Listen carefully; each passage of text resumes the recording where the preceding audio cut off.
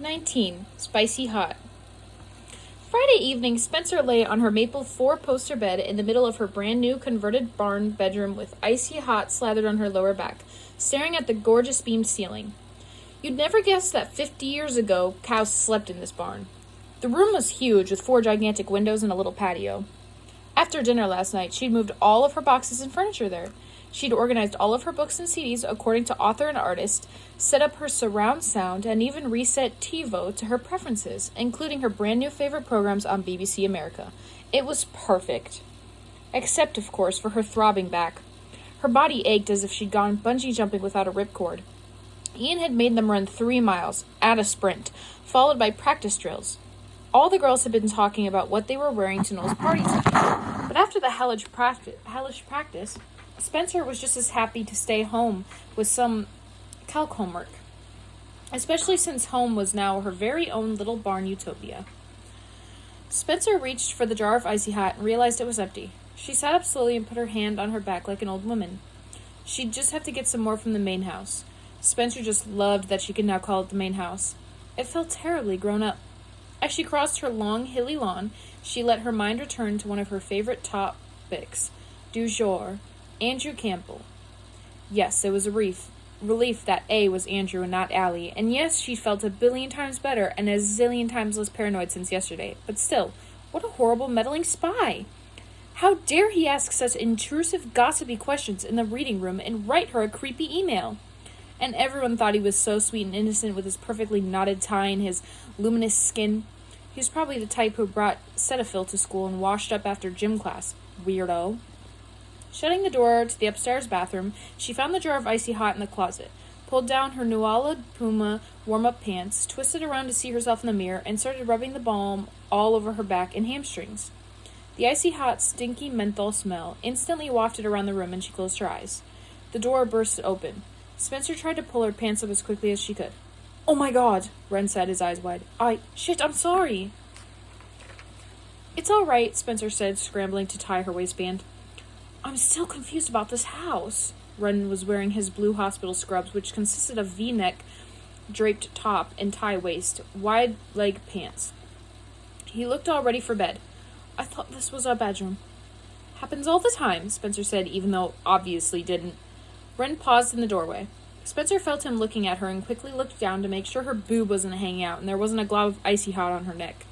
"So, how's the bond?" Ren asked.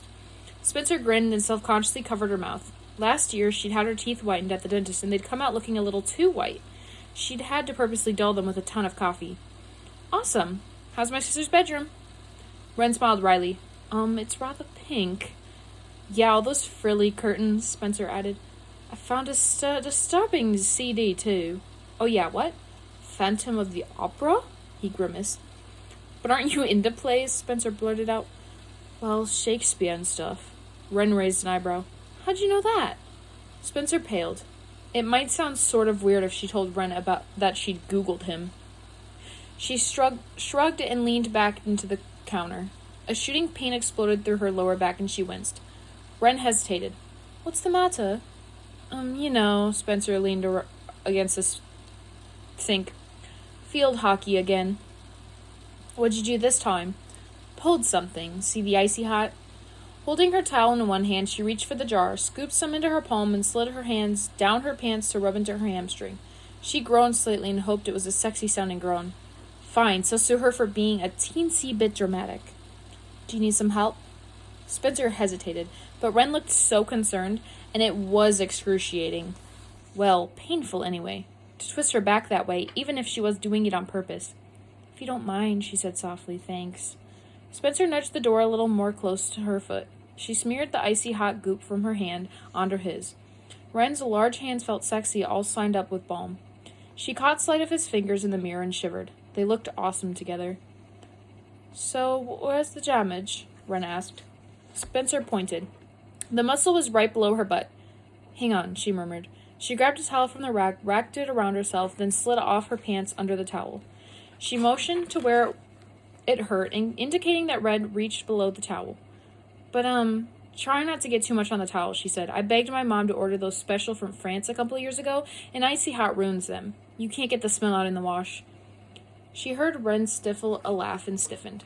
Had that came out a way too uptight and Melissa-ish?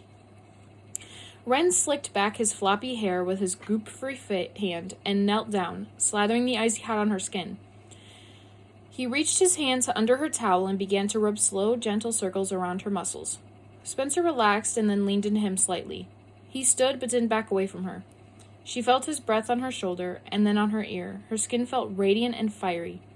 "Feel better?" Ren murmured. "Feels amazing." She might have said it in her head, but she wasn't sure. I should do it, Spencer thought. I should kiss him. He pressed his hands more firmly on her back, his nails digging in a little. Her chest fluttered. In the hall, the phone rang. "Ren, dear," Spencer's mother called from downstairs. "Are you upstairs? Melissa's on the phone for you." He sprang backward. Spencer jolted forward and pulled the towel up around her. He quickly wiped the icy hot off his hands onto another towel. Spencer was too panicked to tell him not to.